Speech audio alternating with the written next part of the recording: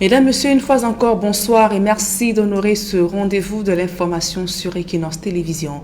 Ce sont des dizaines de familles en colère qui ont pris d'assaut les services du gouverneur de la région de l'extrême nord ce matin, partis de leur village à Toro. Ils sont allés donc exprimer leur mécontentement face aux multiples incursions du groupe Boko Haram.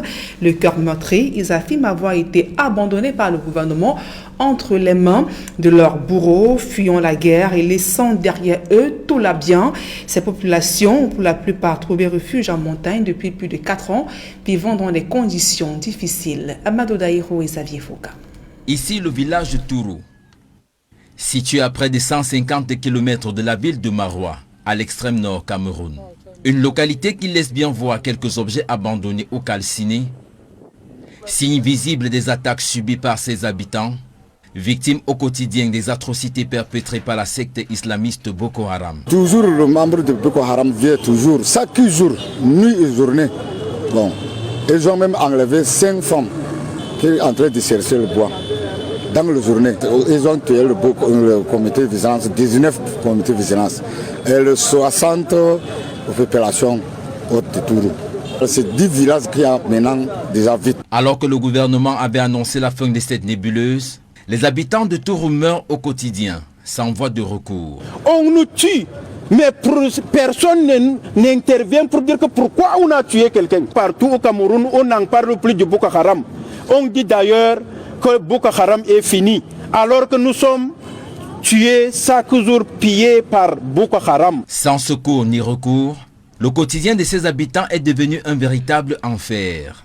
Et le spectre de la famine plane également sur le village. Les femmes n'arrivent pas d'aller chercher le bois, puiser de l'eau.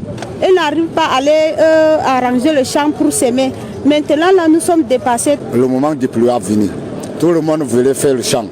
Il n'y a pas le champ. Parce que le Boko Haram a tout gagné ce terrain. Pour avoir la vie sauve, les habitants de Tourou trouvent refuge sur les montagnes, où la vie est loin d'être aisée. On trouve une bâche, une sac, petit sac, on arrange, on couvre ça, on couvre les enfants avec. Comme les femmes qui ont enceintes et les petits enfants, on couvre avec dans le colline. Exaspérés par cette situation qui devient insupportable, les habitants de Tourou ont rassemblé ce qu'ils ont pu. Laissant un village désert derrière eux, hommes, femmes et enfants à bord de motos ont parcouru près de 150 km pour se rendre à Maroua avec comme point de chute les services du gouverneur. Brandissant des pancartes avec des messages assez clairs, ils sont venus rencontrer le numéro 1 de la région de l'extrême nord. Le Boko Haram ne fait que prendre le village de plus en plus. Voilà pourquoi nous sommes venus pour vous demander quelle est la solution. Pourquoi est-ce que le gouvernement ne peut pas vraiment faire face à ces gens pour les délocaliser de notre village? Pour démontrer la gravité de la situation, ces habitants disent ne pas être prêts à retourner à Tourou si des mesures immédiates ne sont pas prises. Si il n'y a pas une solution que vous prenez, peut-être que nous allons appeler les familles pour nous joindre seulement ici. Nous ne rentrons pas. Après avoir écouté les plaintes et les doléances des populations, Midiawa Bakari, le gouverneur, tente de les rassurer en annonçant une riposte à la hauteur du danger. Je voudrais vous rassurer ici et maintenant, parce que vous êtes venus, il y aura un bombardement tout azimut. Tout va monter en puissance à partir de ce soir. Je vous prends à témoin. Et ceci, c'est de deux côtés. C'est de deux côtés. Il y aura à partir de ce soir des bombardements du côté du Nigeria et du côté du Cameroun, en concertation. Les choses ont pris le temps, il va falloir vous le dire, parce que...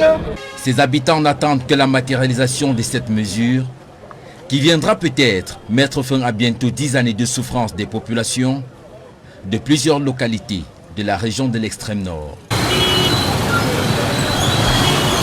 Une note plutôt réjouissante au cœur de ce journal. Il y a 2 ans, un couple mettait au monde à Yaoundé des jumelles siamoises. Les enfants Elisabeth et Marie étaient notamment liés au niveau de la colonne vertébrale. Après une opération chirurgicale dans un hôpital en Turquie,